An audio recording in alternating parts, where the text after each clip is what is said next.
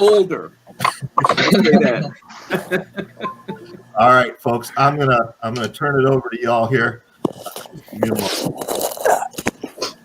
All right, Glenn, you are moderating this panel. I'm turning it over to you. Y'all have fun. This is Jaws at 45. Yay! Oh, cool. We're here. All right. Thanks, Brian. Thanks, guys. So yeah, Jaws is freaking 45 years old. This is insane and awesome. And so I'm Glenn. I'm just gonna let everyone introduce themselves real quick, even though some of you guys, everybody knows. So go ahead, Janz. I guess we'll start with you. Just introduce yourself. Maybe mention your latest project, latest book, whatever. And we'll go around and then we'll get this thing started. I think everybody's more interested in Jaws than my book right now. But, I'm Jonathan Janz. Hello, great to see you all. Honored to be with the rest of you guys on this panel. And my latest book is The Raven. It'll be coming out in September. That's it. We can go on. Don't all jump in at once. I'm Hillary Monahan. I also write as Eva Darrows. I write a lot of stuff. I write everything from adult sci-fi, fantasy, horror down to mostly YA. That's what I'm mostly known for. My next book is The Strange Matter of Miss Havisham. I think it's a horror origin story for Miss Havisham from Great Expectations. So. Cool.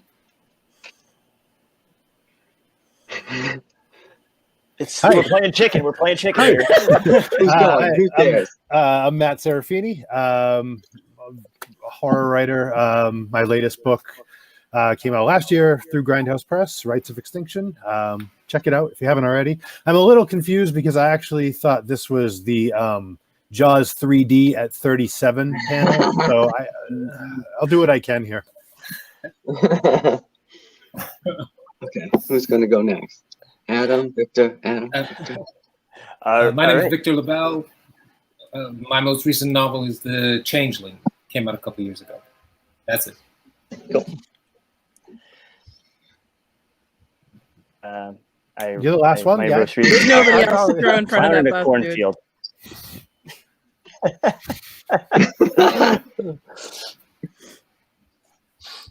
All right, good. Adam, Condon Corfield. All right. That's it. Yep. All right. So Jaws 45 came out 75. All right. Let's just go around first off and maybe I should say, all right, we'll start with Janz again. Let's go in the order we just went. So Janz, Hillary, Matt, Victor, Adam. Let's go in that order. You just drew strong. We didn't even know it. First memory of Jaws. All right. I don't know. First time you saw it, first time you heard it, whatever. Janz, go ahead. This is really embarrassing because Jaws, I love Jaws so much, but my first memory of Jaws is actually not of Jaws. It's of a movie called, at the time it was called The Great White. Now it's on Amazon Prime under something else. Some of you guys might know that it's an Italian-made movie, I believe. And it's abysmal. I mean, I don't say that about many movies, but it's really, really bad. And I thought I was going to Jaws. It was in the early 80s, and because it was a shark movie, and I knew Jaws was a shark movie, so I thought I was seeing Jaws, and I was actually seeing this other movie, but it still terrified me because I was a little kid. And for that reason, I didn't watch Jaws again. Actually, I didn't watch Jaws for the first time because I thought Jaws was that other movie. So I didn't was like a teenager. And I'm like, this is so much better than that other movie that I saw and that I thought was Jaws. So I was probably like 14 or 15 when I finally saw it on CBS one afternoon, and I just loved it. So there you go. I think I was 11 or 12 when I first saw it. My parents were voracious readers, and I was the kid that was sneaking the shit off the shelf that I wasn't supposed to. So they were like, oh, you think you're tough? We'll show you a horror movie. And they opened with Jaws, and everything was fine until the head in the boat. And then everything was definitely not fine. And I think I was mad at them for about 14 years. But it was an early introduction, and I've probably seen it 8 million times since. So good stuff, though. Saw it on the Cape at my uncle's rental house on VHS as like probably 5 years old. There's a little tiny crappy TV, so yeah, like the best way to see Jaws. But yeah, I mean, watching it kind of like with the salty sea breeze like right outside the window at 5 was terrifying and visceral, and it was a great experience. Nice. And I think my actual first experience with Jaws was Jaws 2.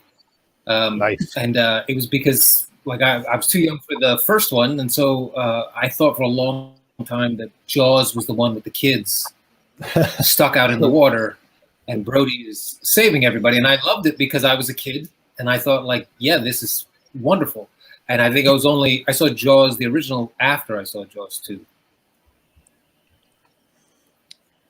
I think I saw it on Laserdisc for the first time. And we didn't have a Laserdisc player, but my uncle is a real videophile, and like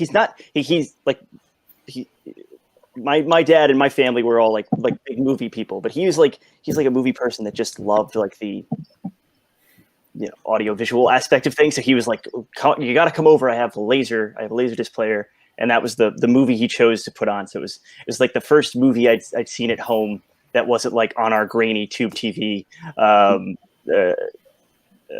VHS. So that added to the experience. So it was an optimal experience. And then when I started renting movies, I found myself similar to Victor. I rented Jaws 2 over and over again, just because I think there is like that child adventure aspect that like really appealed to me. Nice.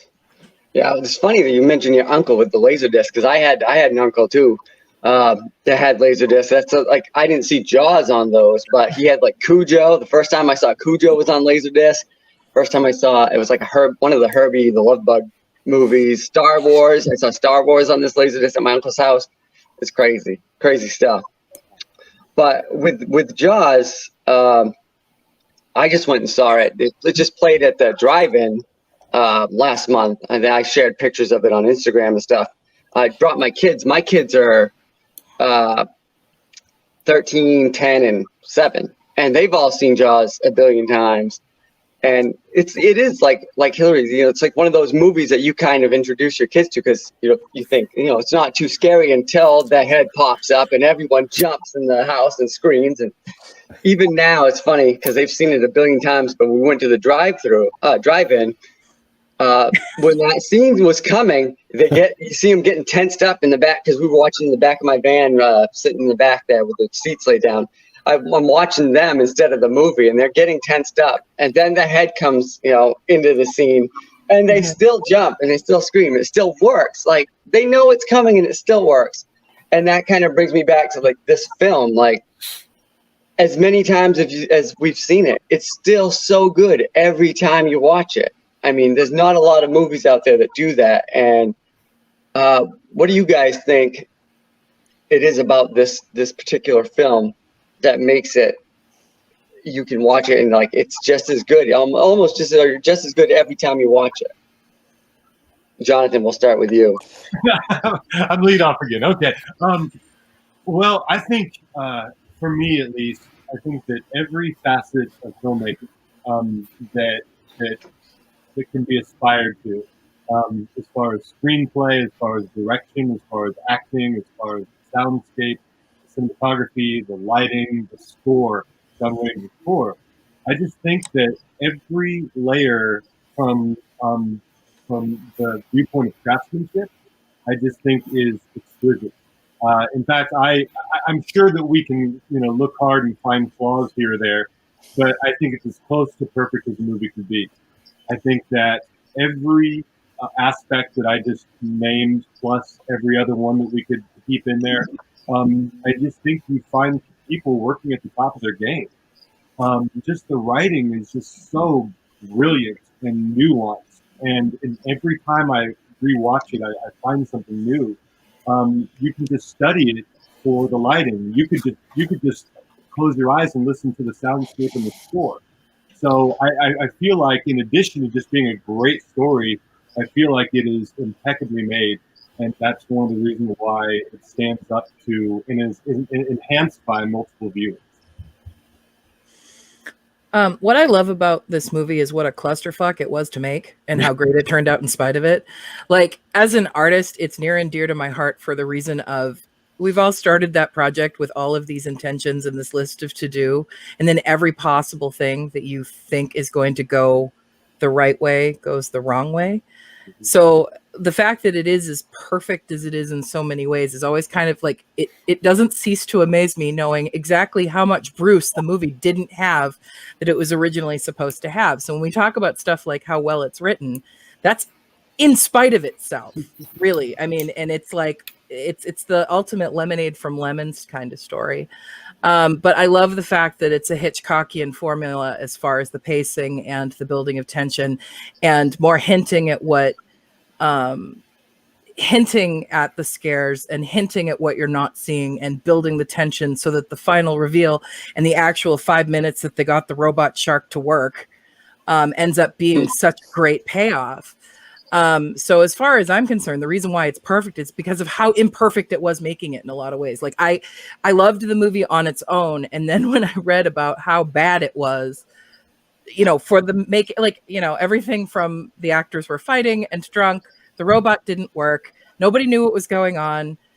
And so every time I watch it, I have that in the back of my mind and I'm like, that's right. Artists can do it. You know, it's like this survival story of, yeah, it all went to crap and we still somehow pulled it out. So I think it's mostly for me, it's the pacing, I think is the most perfect aspect. It just, I love the pacing of that film. I love everything about that.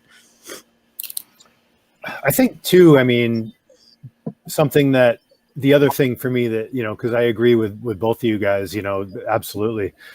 But I think it also has such verisimilitude to it. Like it feels like Amity is so perfectly established and it feels like such a real place. And then as you meet all the characters, all the little characters and stuff, they're the people that live there. And if you've gone to a beach town or if you've gone to the beach, like it's like, yeah, these are the people. And, you know, it's a fascinating movie in that sense that it just really does feel like when you leave the movie, you feel like, yeah, Amity's still there. And when you go back to it, it's like, yeah, you know, here it is. And I know this place. And it's almost like you're going on a vacation every year when you visit Amity. And it's so many movies, that's such a hard thing to do. And that movie, you know, to Jonathan's point, it does it perfectly. Are you from the Cape by chance, Matt? I don't know. I'm not from the Cape, but I'm in Mass, so I'm in Mass as well. And really, it is like every Cape Codder you've ever freaking met. Yeah, like yeah. ever. Yeah. So yeah, it's amazing. It's truly amazing in that sense. Well, I would also say to compare like how or why it works away, you really only need Jaws 2 through 4, right? As comparison, like that this one also takes its time. Like the whole bit about Mrs. Kittner. Like, I can't imagine that in a single other movie because there would be no time. It would be more like, we're not going to think about the dead, right? We're not going to think about the mother of that boy. But that's the thing that makes that moment. I mean, that moment is so amazing because it slows down and she slaps him and you know she's in the right and he's in the right. And that level of like character, I mean, I know it seems almost silly to have to state it, but like you know, one of the things that I feel like any kind of story, but horror in particular, can go one of two ways. It can say people are disposable, or it can say you should get to know these people, right? And one, I think, digs deeper, at least for me, in this movie.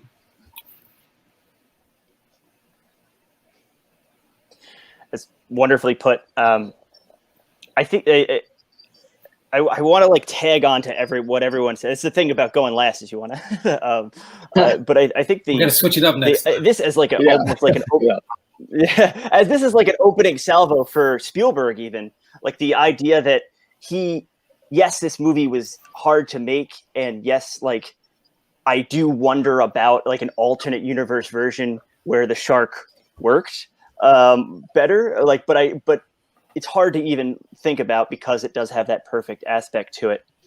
And you look at like something like, even though it's a TV film, you look at Duel several years earlier and you could even see how it's it's in some ways a dry run for this, at least in the suspense sequences. And it's that character that I feel like this is Spielberg like entering his chrysalis and becoming that like character, like where it's like you've got the suspense sequences in Duel that are just impeccably made and very suspenseful, and then you have that character aspect that he handles so well and the cast handles so well in this film, and it takes time. Like Victor said, it's such a bittersweet movie to revisit every year because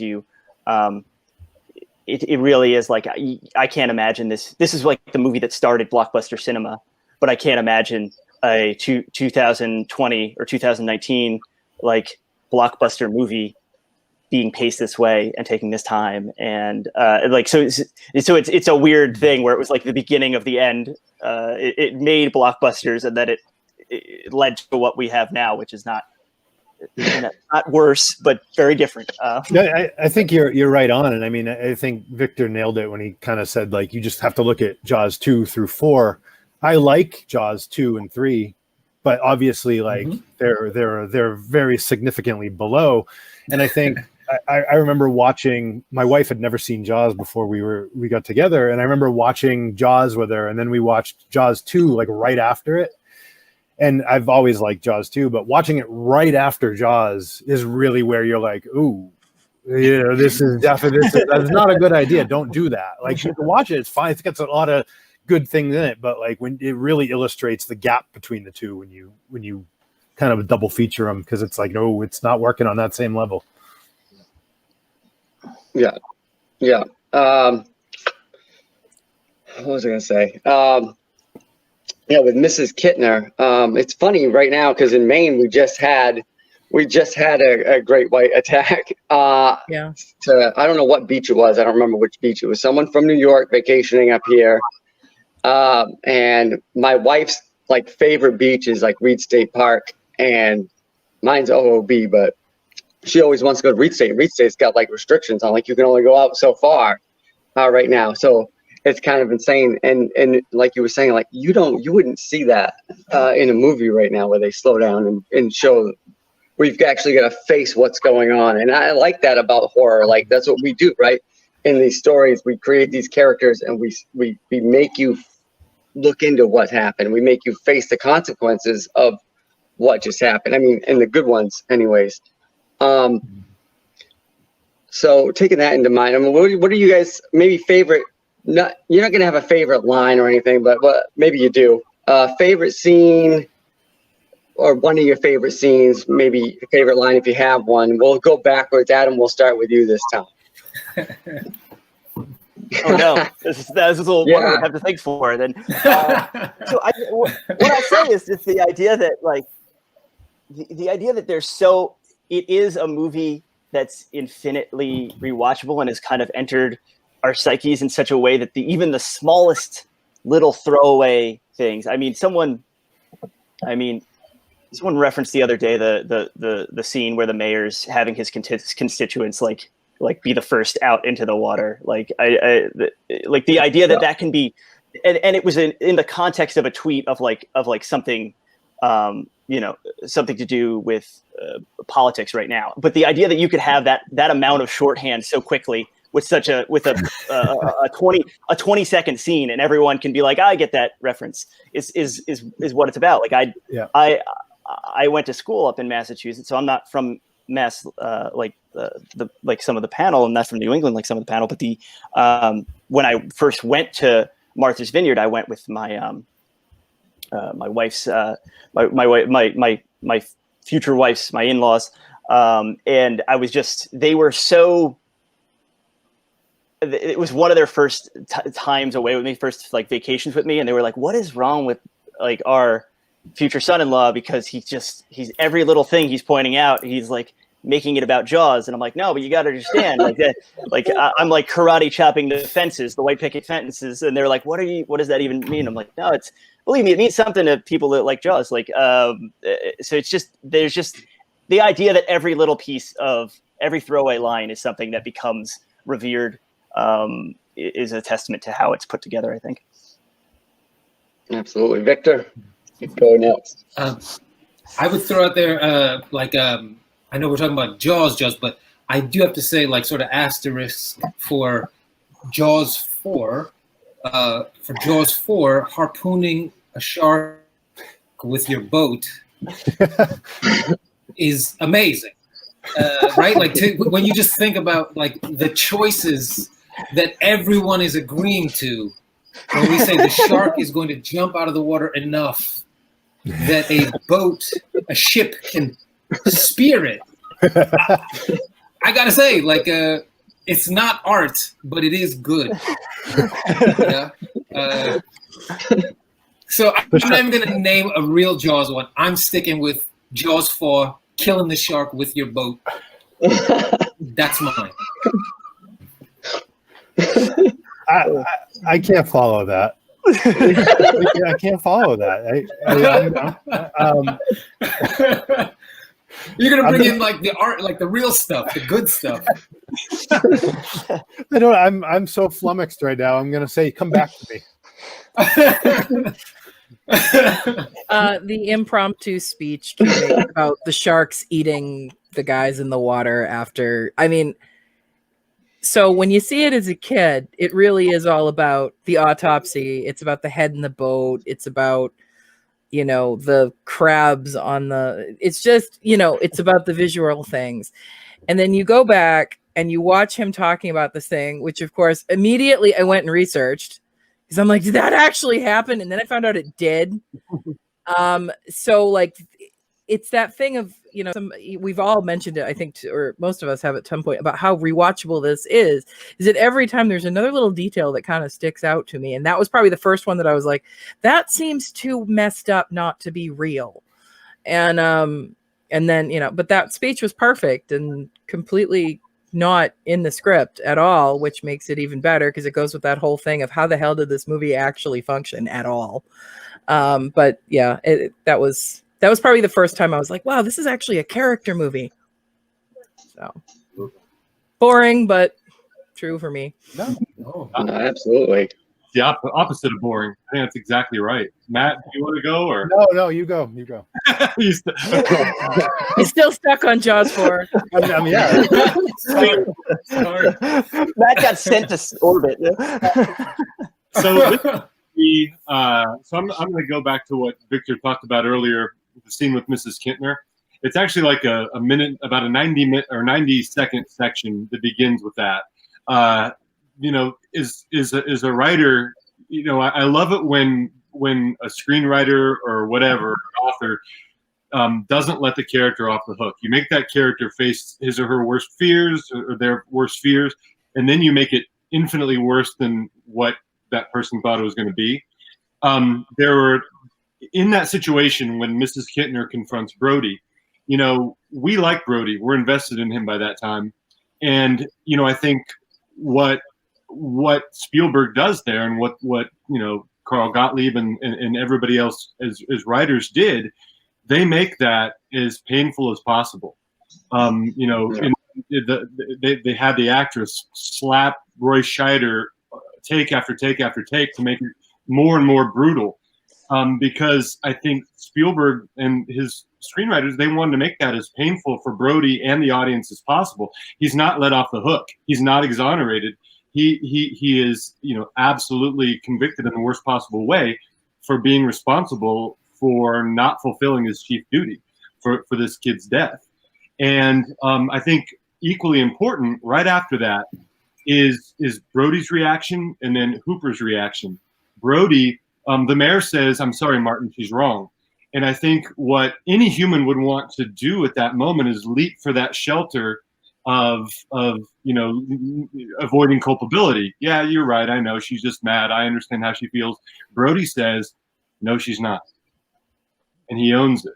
And we know this man, though flawed, does have that integrity deep down. And I think that foreshadows his future actions when he becomes a hero.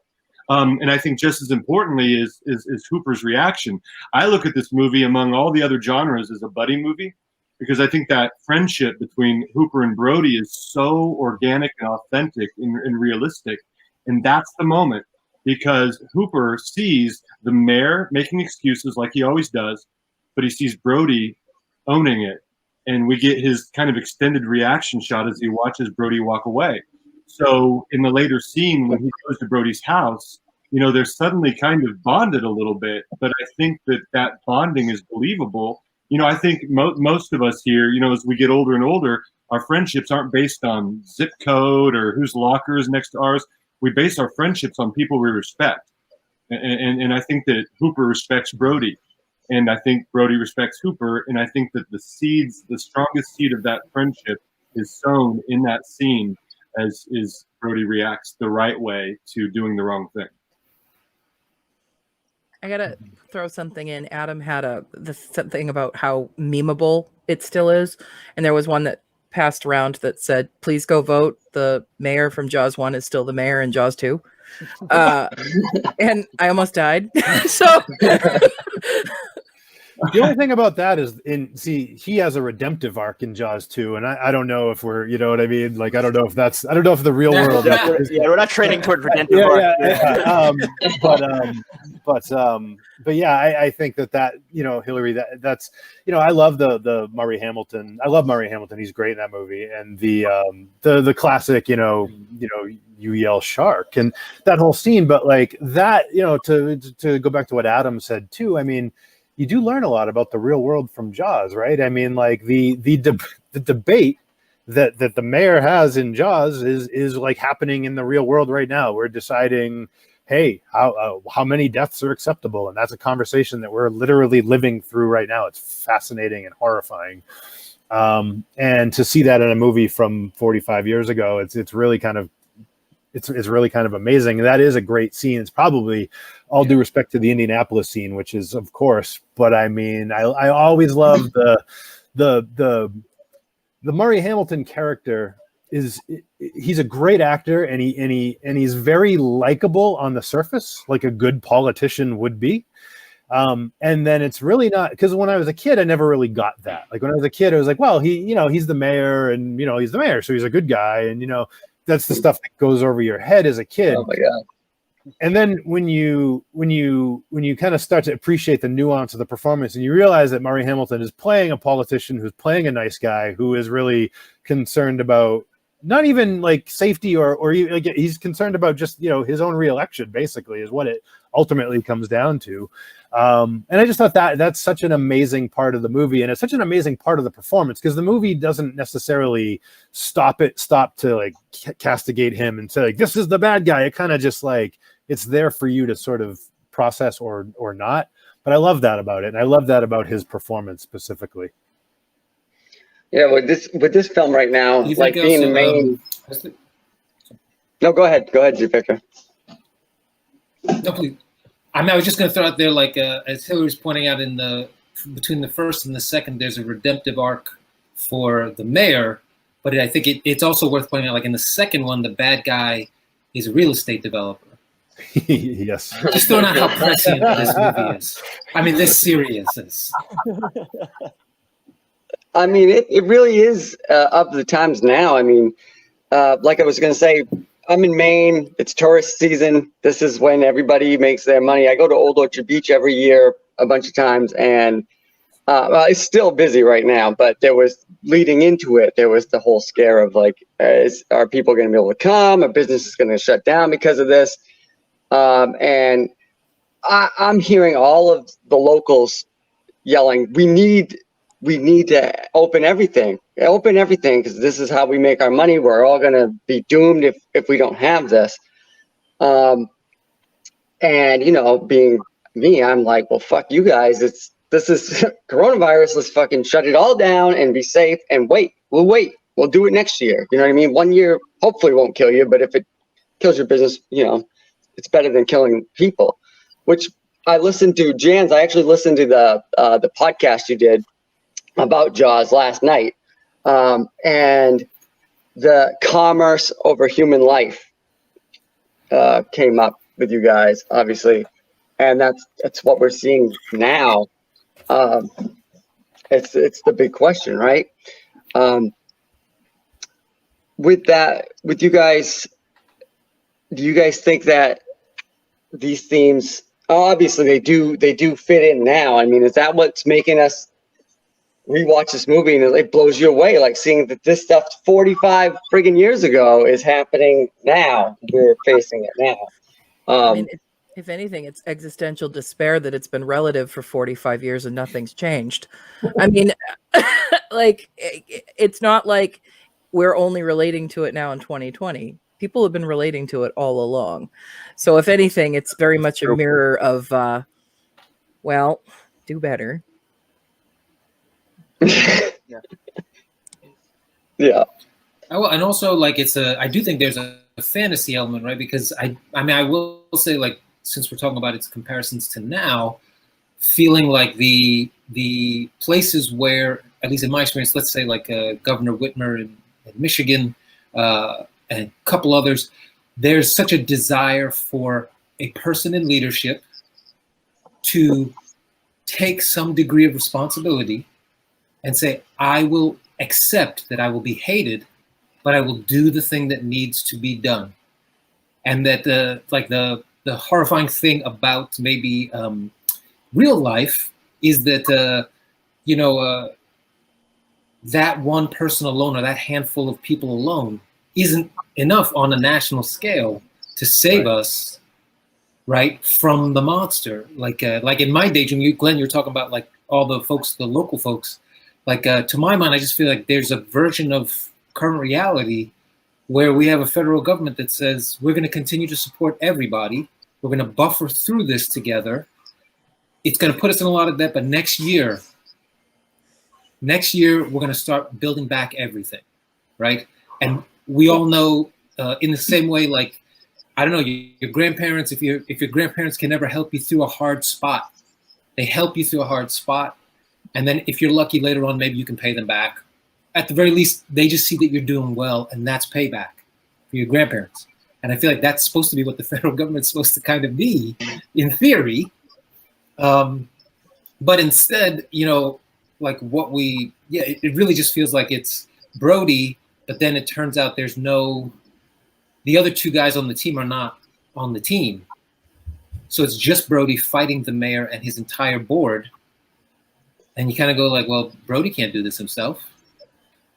And then we're all on the beach. And the mayor and his team is just like literally pushing us in the water. Damn. I'm depressed now. Has nothing to do with anything, but I just throwing that out there. But it's part of why I think this You're making this this is channel a roller coaster, Victor. I can't handle it. Sunshine on the one side of the screen. I mean, you could not have said that better, and it couldn't be more true. I mean, look at schools. We're getting ready to. I'm a teacher. I'm getting ready to go back, right? And I have to go back, right? Because I don't make money if I don't, and I don't have a doctor's excuse, so I have to go. And we see all these things on Twitter where there are these Zoom meetings, right? People who are literally in their own houses deciding that teachers and kids are going to be 25 people together in a small room where social distancing is impossible. You go back. Yeah, go ahead. Yeah, we're going to make the decision for you to be the one. And that's Murray Hamilton on the beach saying, nobody's going in the water. Well, I've been trying to catch them.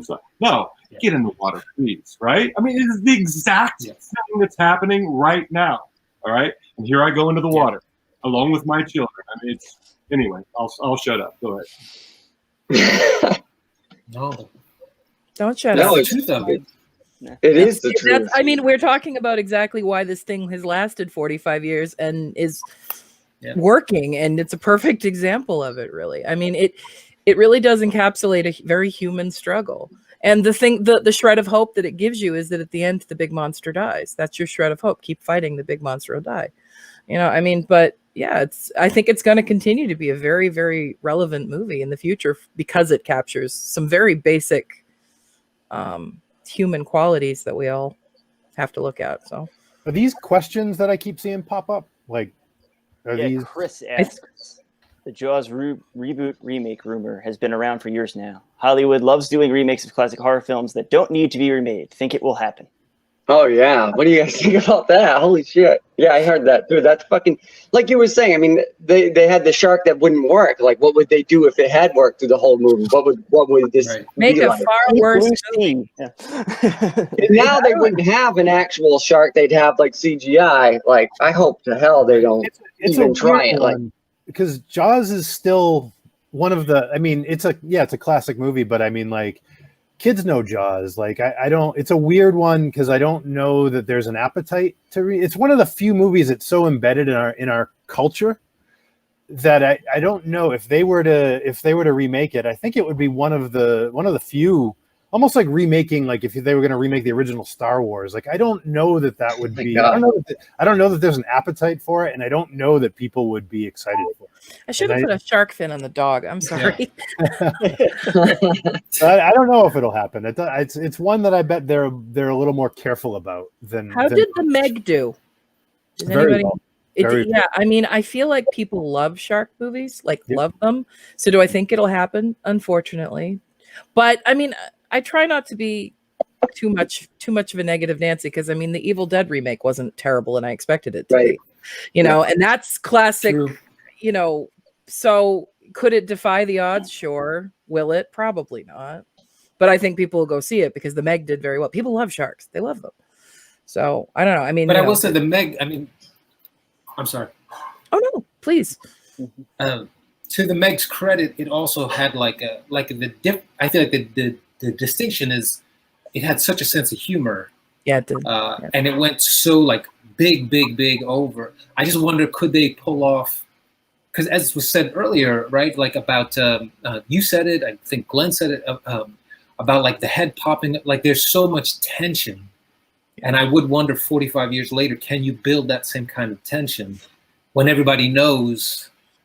But maybe, I don't know. I mean, I'm sure there's somebody who's already saying, It's like, give so me the hard job, to- coach.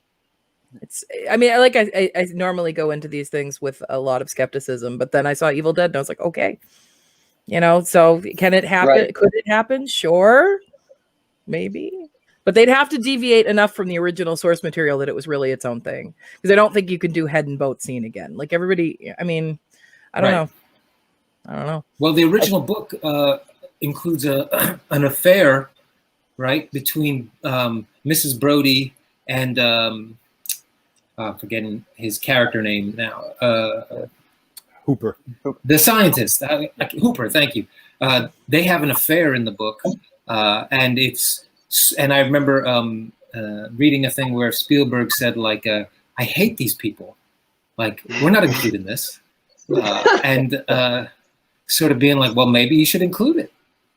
I don't know. That would certainly be a deviation from the original. Right.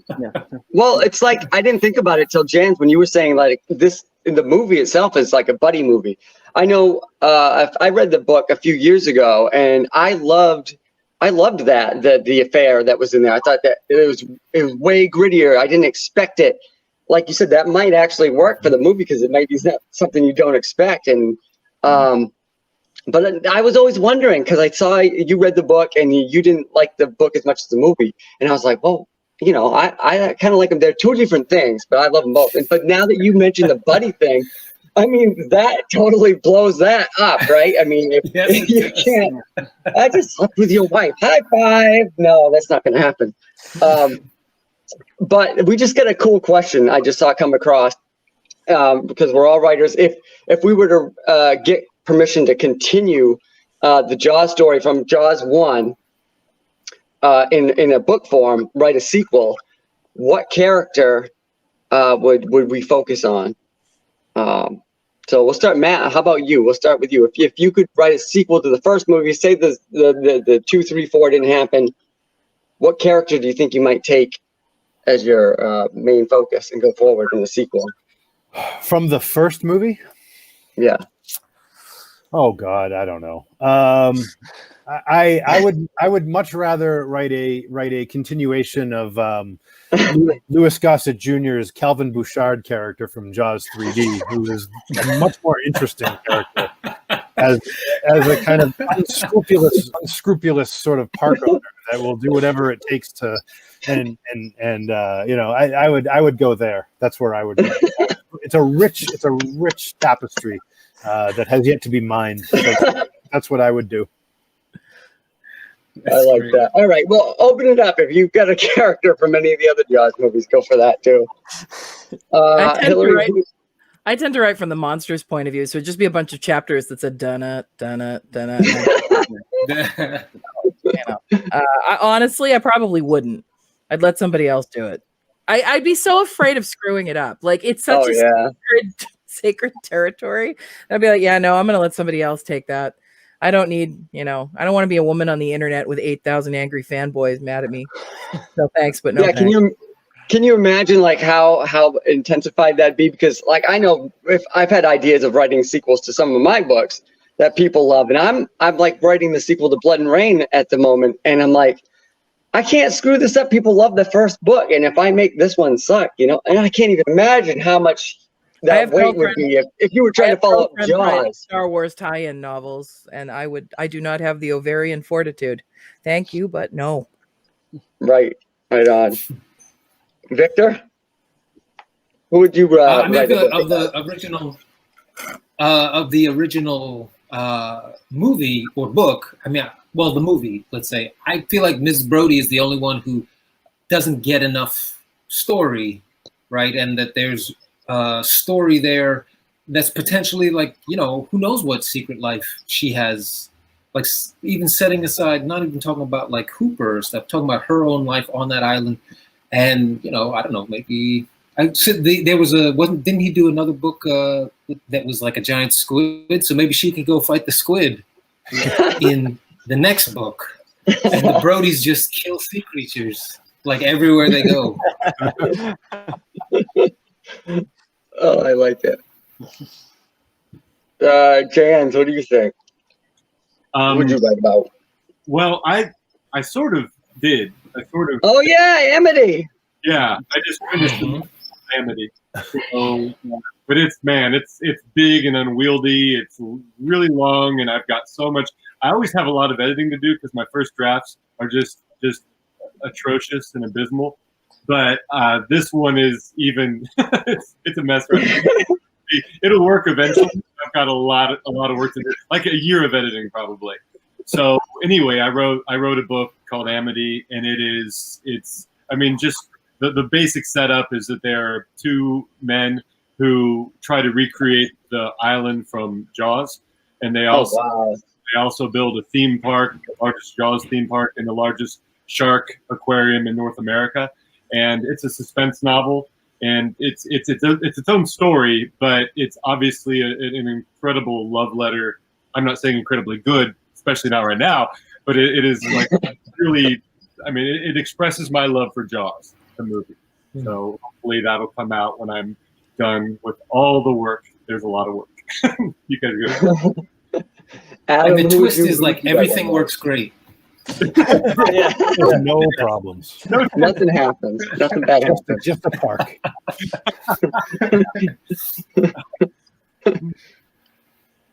Adam, who would you write? If you had to take a character, who would you follow?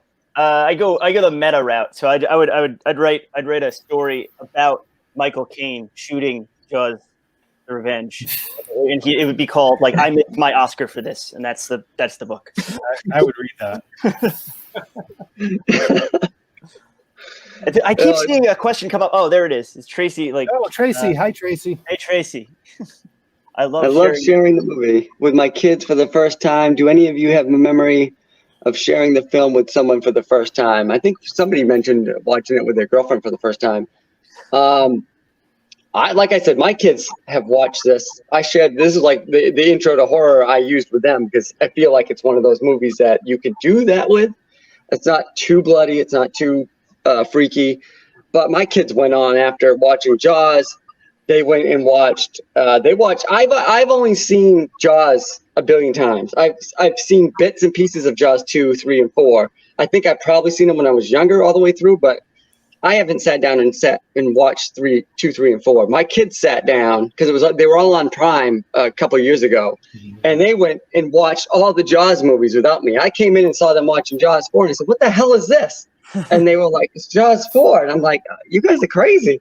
They watched all the Sharknado movies.